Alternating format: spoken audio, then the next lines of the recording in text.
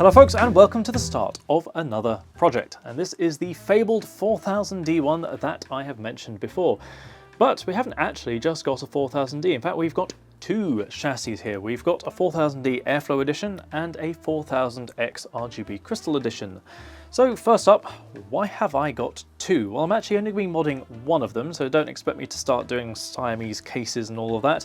No, I was sent two because if I needed any spare parts, I could basically take them from one and put it onto the other. And actually that's going to present some rather interesting ideas later on that I'll go into when we're describing what I'm going to be doing with the mod. But for now, I need to figure out, firstly, which of these I'm going to be working in, because there are pros and cons to each. So it's an interesting idea. And of course on the table we have a lot of interesting hardware that's going to be going into this mod.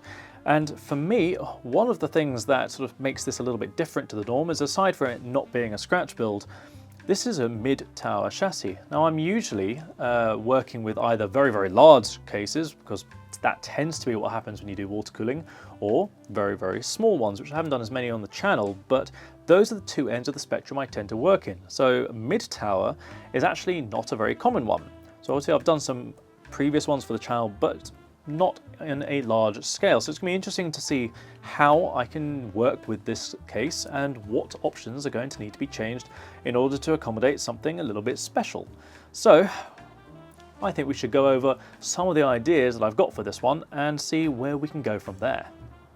Now, funnily enough, I actually tend to find doing case mods like this really quite challenging, and that's because I'm primarily a structural modder. I love to take the panels out of the original case, replace them with my own, do all sorts of different things like that.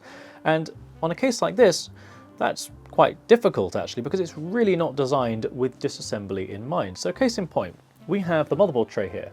It is a single piece of stamped sheet steel, which comes all the way from the top, down across the power supply shroud, and all the way to the front.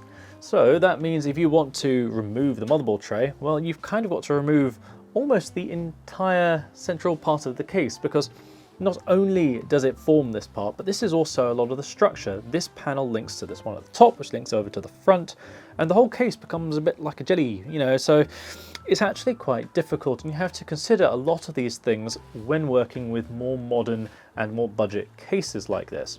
So what am I going to do with this one? Well, there are some interesting opportunities to be had, so let's go through them.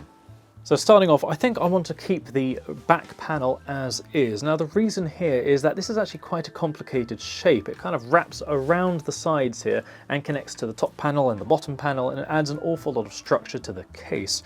If I remove this one, I'm going to have to make some complicated mounting for these parts, and that really does add an awful lot to the list of things that I need to do.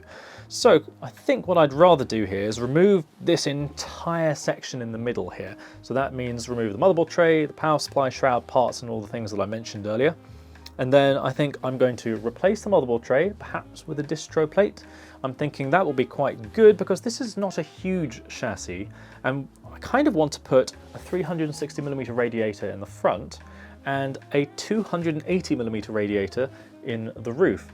Now that means there's actually not going to be that much space once you add in the fans and all things like that, and we've got ourselves a big GPU in there.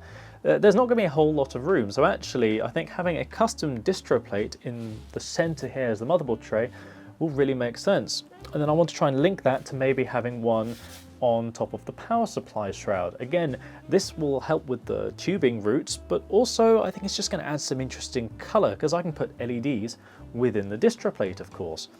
Now I'm thinking we're going to go with a black theme here. So there's a white version of the case. I want to go with the black one, so we can go with the sort of Corsair black and yellow. It's actually a really nice combination. So I think because it's a very bold color set, we can make something really quite interesting with that. So I'm envisioning maybe we can make some blanking panels for the front here, which go along the side out of some matte black acrylic, for instance. I quite like the triangle pattern that they've got on the vents here. So this is the Airflow edition.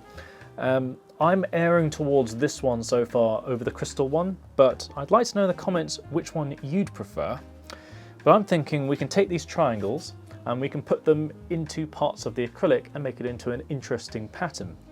Because there's not much space, we're going to have to think very carefully about what kind of pump we're going to use and where it's going to go. So I have to hand one of these, which is an XD3 reservoir, and this uses a DDC pump. like so. Now this is a very small pump, but the shape of this particular reservoir I don't think is going to work with the mod and how I want it to be. So what I'll do is I'll take this pump and I'm going to integrate it into a reservoir, maybe have it over here somewhere to the side. So the motherboard ends about here, so probably somewhere over there I'm envisioning, but I have options. I can play around. I can maybe put it up here or down here. We'll have to see where it works space-wise. It's not going to be particularly easy. But I can make a custom heatsink for this DDC, because this comes with the standard plastic housing, and I'd quite like to have a proper aluminium heatsink on the back there. And now I've got a blank for that already made, and I've got an interesting design. I was thinking maybe we can put the Corsair sails into that and have it with a bright surface on a matte black background. I think that'd be really quite interesting. I've never done something like that before with aluminium, so that would be a good experiment to try out. Now I did mention I have two of these cases and I can use components from one in the mod to the other. So the big thing for that, I thought, was going to be the side panels. So stock, the case only comes with one of these. So this is a glass panel and it comes on the front. But conveniently enough, Corsair made these reversible. So I can have one on this side, and then I can take the glass panel from the other case and I can fit it to the back. Now, if you've seen my previous builds, you know I like to do a lot of cable management, and actually having a window on the front and the back makes a lot of sense, especially if I put some LEDs inside the distro plate. So if I have a distro here, I put some LEDs inside it, it will light it up and show through the window. The only issue there is that this is a very serious window tint. So hopefully it will show up. There's a bit of a risk that the tint might overwhelm almost any number of lights that I put in here, but regardless, even if we keep the windows off for filming purposes, it will still look really nice. So I'd like to have windows on both sides. It will really show things off. Now, in terms of wiring, I want to do the whole hog. Let's do some proper custom wiring again. So what am I going to do with this? Well, I'm probably not going to have the graphics card in a vertical arrangement.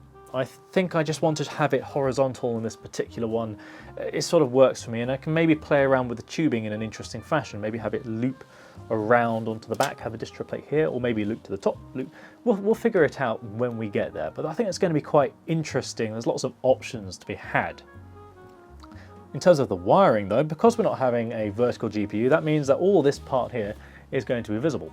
So I'm thinking maybe we can have the wires come out here and then sort of stream along down around the back, or we can have them loop around to the back here. There's not a huge amount of space behind the motherboard tray because I can't move it. I'm only going to be making it thicker, remember, because this is sheet steel.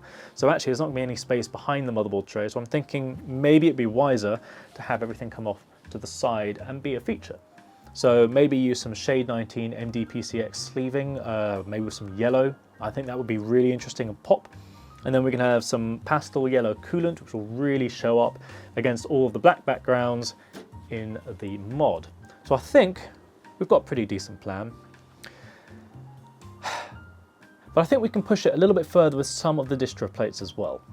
Now, the final point about the distro plates I'm thinking is, if you recall, this time last year I developed a little connector, basically a fitting of my own, that allows me to connect distro plates without using any tubing.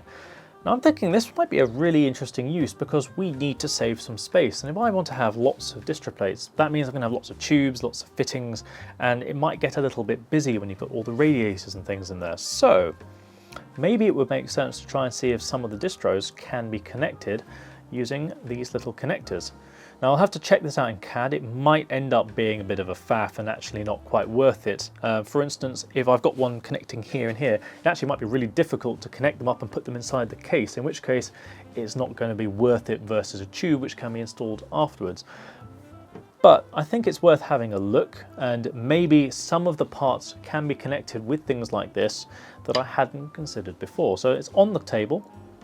We'll have to figure it out if it's going to work out, but aside from that, I think there's a definite chance with that one.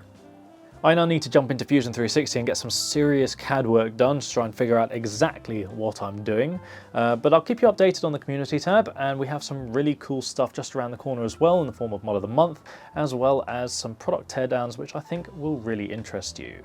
Now don't forget, if this is your first time visiting the channel, go check through the project logs and then hit subscribe. You will not be disappointed whatsoever. You can also find us over on Facebook, Instagram, builds.gg and Twitter. We also have our Discord server linked below, so if you want to pop in and have a chat, say hi, make sure to do that. It's a great community, there's an awful lot of fun to be had, and make sure you share your projects with us as well. You can also find our merchandise store linked below, so if you'd like to support the channel, pop in, have a look and see if anything strikes your fancy. Take care folks, stay safe, and I'll catch you next time.